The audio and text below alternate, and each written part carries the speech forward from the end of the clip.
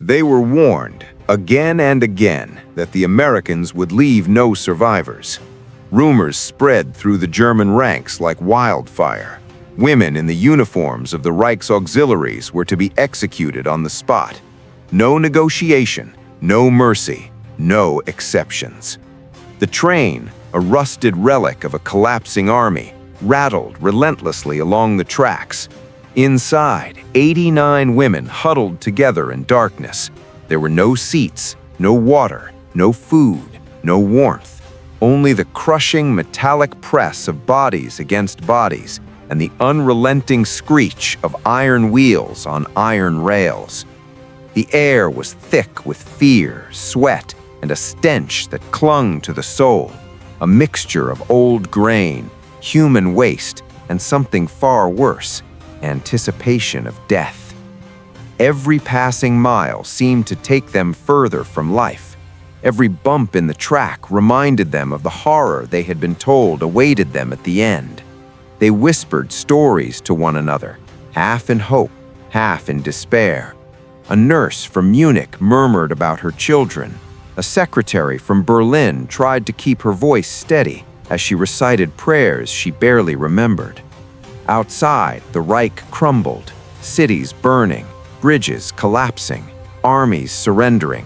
Yet inside this steel coffin, the women felt utterly alone, forgotten by the world and abandoned by the government they had served. The days blurred into each other.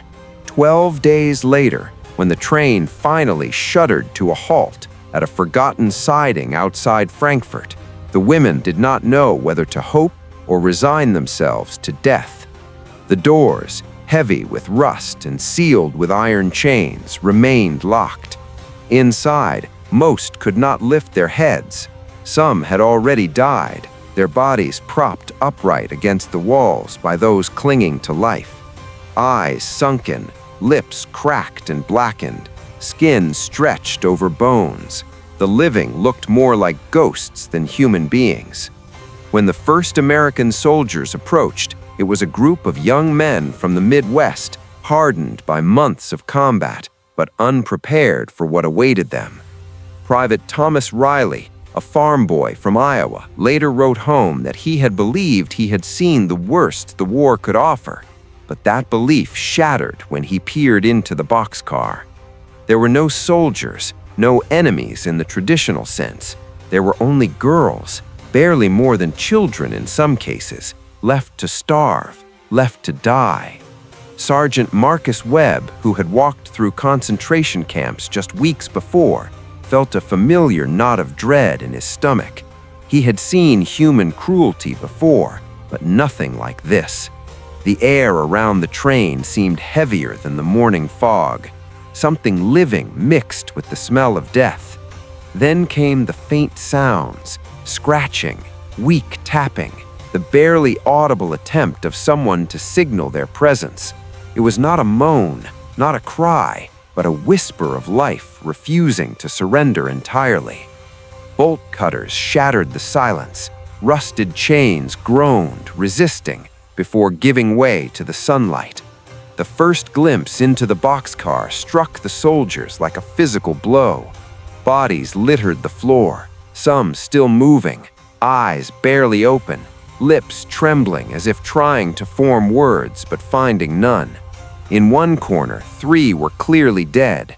The others, 60 or 70 of them, were alive, but only just. Uniforms in tatters clung to skeletal frames. Hair hung in matted tangles. Fingers curled, stiffened from desperate attempts to scratch at their prison. A young woman near the door stared straight at the soldiers, an empty gaze that contained neither hope nor fear, only exhaustion. Webb knelt beside her, speaking in halting German and offering the canteen of water.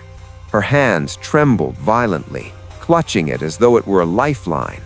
Tiny sips, punctuated by gasps, marked her first contact with relief in nearly 2 weeks. Every movement, every interaction was a revelation. Mercy, something the women had not been prepared to receive. The call went out for medics. Trucks arrived. Blankets, water, and medical supplies poured in. One by one, the women were lifted from the boxcar. Most could not stand. Many could barely breathe on their own. The medics worked with methodical urgency, checking vitals, starting IVs, and wrapping skeletal bodies in warm blankets. Some cried, others stared in disbelief. Margaret Hoffman, a radio operator, whispered numbers: 12 days, a faint acknowledgement of the ordeal she had survived. Yet here she was, alive, and beginning to comprehend what had just occurred. The enemy, the Americans, had saved her life. In that moment, the true narrative of humanity began, not in victory or defeat, but in the fragile, careful restoration of life and dignity.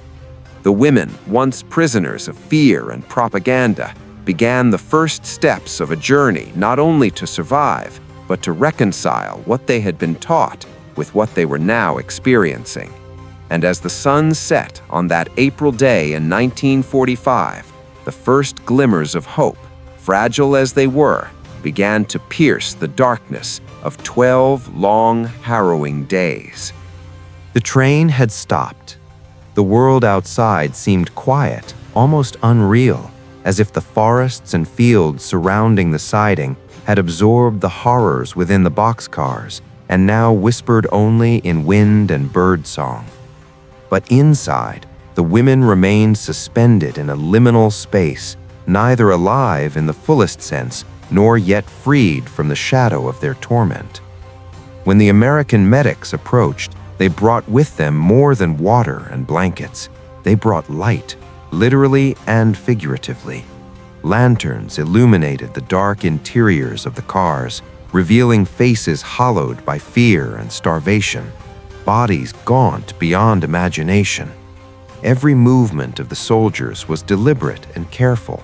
The women had been told countless lies that their captors would offer no kindness, and yet here was kindness, unprompted, unwavering. A nurse, Lieutenant Helen Carter, knelt beside a young woman who had not moved in hours. Her fingers, ice-cold and trembling, clutched the hem of her torn uniform. Carter spoke softly in English, then in German, repeating the same phrase over and over: "You are safe. You are alive. You are free." The words seemed foreign, strange, and almost incomprehensible to the woman. For a moment she just stared, her eyes wide, unblinking, as if trying to convince herself that such mercy could exist in a world she had been told was cruel and unforgiving. Outside, the soldiers began unloading supplies. Cots were erected, water and food rationed, blankets piled high. Each soldier moved with precision, aware that these women were not just victims, they were survivors, and every action could tip the balance between life and death. Private Samuel Harris, barely 19, remarked later that he had never felt the weight of responsibility so intensely. Every decision mattered. One wrong step and a life could be lost before it began again. The first small miracle occurred as the women were lifted from the boxcar onto the waiting stretchers. Some could not walk, their legs buckled under the weight of malnutrition. Others were too weak to hold themselves upright. One by one, they were carried out, each face registering a mixture of disbelief, fear, and the faintest flicker of hope. A nurse handed out small cups of water, and at first, trembling hands refused to touch them. When the first sip was taken, it was as though a dam had broken, a subtle acknowledgement that the world had not abandoned them entirely. Medical teams assessed each woman meticulously. Heart rate, respiration, signs of dehydration, malnutrition, dysentery, scabies, and untreated wounds were rampant. Dr. Mitchell moved quickly from one patient to the next, assigning tasks to her team. Saline drips were started, antibiotics administered, wounds cleaned, dressed, and bandaged with a care that was meticulous in both medical precision and human empathy. They had been abandoned for weeks, Every stitch, every drop of medicine was an act of reclamation. We were returning them to life, bit by bit. Beyond the physical care, there was the work of reassurance. Soldiers spoke gently, sometimes kneeling to meet the women at eye level. They offered small comforts, a blanket, a canteen, a word of encouragement. One young corporal, a former schoolteacher, whispered stories of home, of fields of corn and quiet mornings, of a world untouched by war. These narratives were alien to the women, yet they clung to them as if each word was a lifeline, tethering them to reality outside the suffocating fear of propaganda and confinement. It became clear that these women were not merely victims, they were witnesses to the collapse of an empire, human survivors of ideologies that had promised everything and delivered nothing. Their memories were etched with contradictions, loyalty to a state that demanded submission, betrayal by the very system that had promised protection, and a sudden confrontation with mercy from those they had been taught to see as enemies.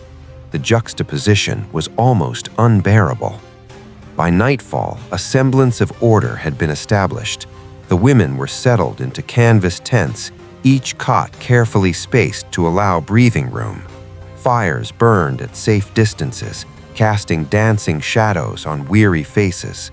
Nurses continued their rounds, checking vitals, adjusting IVs, administering medications. Every movement, every glance, every word was deliberate, calibrated to restore both body and spirit. The soldiers had been trained for war, not for compassion. And yet, in these moments, their training found new purpose. They saw not enemy uniforms, but human lives. They saw potential, not death. Corporal James Bradley, a combat veteran, later recounted the first time a woman smiled, weak, almost imperceptible, but there. It was the first time I realized our work wasn't just saving bodies, it was saving souls. News spread slowly among the rescued. The whispers traveled from tent to tent. They are kind. They will not harm us. We are safe. Some laughed, a few cried. Most stared blankly, unsure how to reconcile the kindness with the horrors they had endured. Each narrative was unique, yet collectively, they formed a tapestry of survival, defiance, and human resilience. In the early hours of the morning, the medics conducted follow-up checks. Some women required additional IVs, others needed warmth to stave off hypothermia. A young girl, barely 16, murmured incoherent sentences in German, a combination of fear and relief. Lieutenant Carter spent hours with her, repeating the simple phrase, "You are safe, you are alive, you are free." The repetition became almost ritualistic, a mantra that tethered fragile minds to reality. By the second day, small acts of recovery became visible. Hair was combed, clothing cleaned and patched, wounds dressed. The women began to eat slowly, small portions at first, reluctant to trust their bodies again. Some held back tears, overwhelmed by the act of nourishment itself. Private Harris wrote home, "It's the little things that count. Water, bread, warmth. We are teaching them life again, one meal at a time." Among them were women who had served as nurses, clerks, radio operators, and secretaries. Their roles within the Third Reich had made them targets for execution, but here, those titles mattered less than the universal need for survival. Each had a story, a family lost, a lover killed, a town destroyed. The medics listened, documenting the accounts where possible, aware that history demanded these voices be heard, even as their bodies were mended. By the end of the second day, the initial shock had begun to wear off. Survivors could sit, some could walk short distances, and all were beginning to understand that the threat of immediate execution had passed. The realization was slow, almost imperceptible, but profound. The enemy they had feared, the Americans, had not only spared their lives, they had restored them to a semblance of humanity. It was in this quiet moment, as the sun set over the tents and soldiers kept watch, that a tentative understanding emerged. Survival was no longer a matter of hiding, no longer a gamble with death. It was a deliberate, careful process, guided by those who had come to restore life where death had been promised. In the gentle care of medics, the patience of soldiers, and the warmth of blankets and water, the women began the long, fragile journey from terror to trust, from despair to cautious hope. The morning air was crisp and still, carrying a scent of possibility that the women had not felt in months. For the first time, the camp felt less like a holding area and more like a space of tentative freedom. Soldiers moved among the tents, offering small gestures of assistance, a helping hand to steady someone unbalanced, a soft word to soothe trembling nerves.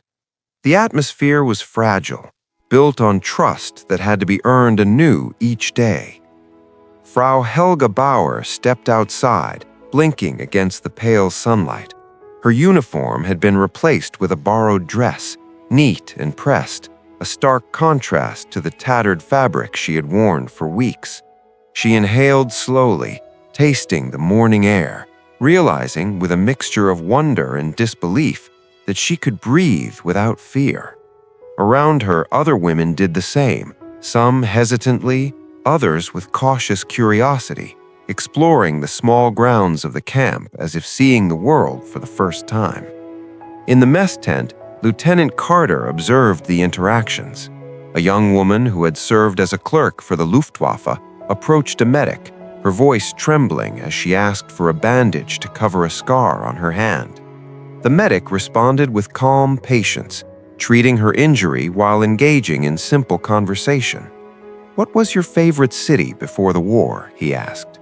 The woman paused, then named Dresden, and for the first time in months she smiled, not at the question, but at the permission to remember a life that was once her own. Outside, small groups began forming. Women shared stories, taught each other songs from home, or pointed out landmarks beyond the camp. These were the first signs of social rebuilding, a web of human connection knitting itself back together after the fraying of fear and captivity. Soldiers encouraged this, understanding that recovery was not just physical, it was social, emotional, and psychological. Each interaction reinforced the fragile idea that kindness could coexist with authority, that mercy could be real. Some women tested boundaries, approaching American soldiers with hesitant questions. "Will they really let us go?" one whispered, eyes wide with uncertainty. Corporal James Bradley responded gently, explaining that the war had ended, that the soldiers' duty was to ensure safety, not punishment. These conversations, simple though they were, carried immense weight. Every word was an anchor, a reminder that the world could still offer protection rather than threat. By afternoon, a sense of rhythm had settled. The women moved with a newfound confidence, some helping to clean communal areas, others assisting medics with simple tasks. These acts of responsibility were subtle, yet powerful. They demonstrated trust, initiative, and a gradual reclamation of agency. Observation logs from the medics noted small but significant behavioral changes: fewer signs of fear, more engagement with peers, and tentative laughter breaking the long silence. Evening arrived quietly. Fires were lit, casting warm glows across the faces of the women. Some wrote letters, others simply sat in reflection, absorbing the enormity of survival and the subtle promise of a tomorrow not dictated by fear. And though shadows lingered, each flicker of light represented progress, the slow but deliberate movement from captive to participant in the shared humanity surrounding them. The final days at the camp were marked with small, profound gestures. Soldiers prepared for the eventual departure of the women, ensuring that the transition would be measured, respectful, and as gentle as possible. Each interaction was layered with significance, a smile offered freely, A hand extended without hesitation, a word of reassurance repeated to reinforce that freedom was no longer conditional. One afternoon, Frau Liesel Schneider lingered near the edge of the camp, watching children play in a distant village. She whispered to a fellow woman, "I had forgotten how the world looked before the war." The other nodded, and for the first time, neither spoke of fear, loss, or betrayal. They shared instead a moment of quiet wonder, a fleeting reminder of innocence reclaimed. Distribution of clothing, personal items, and identification documents became a ceremony of preparation and dignity. Each woman received what she needed for travel and reintegration. Soldiers explained routes, connected them with transport, and ensured that each had access to local aid if necessary. It was a meticulous process, executed with the understanding that respect in these final moments was as vital as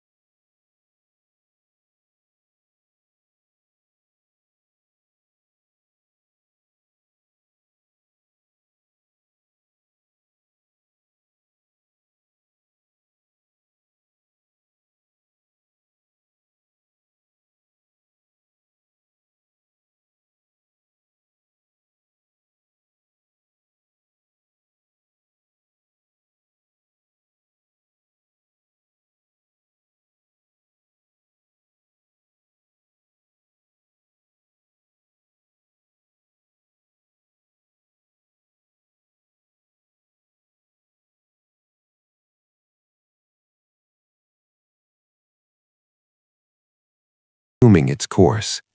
This was the legacy of those days, a proof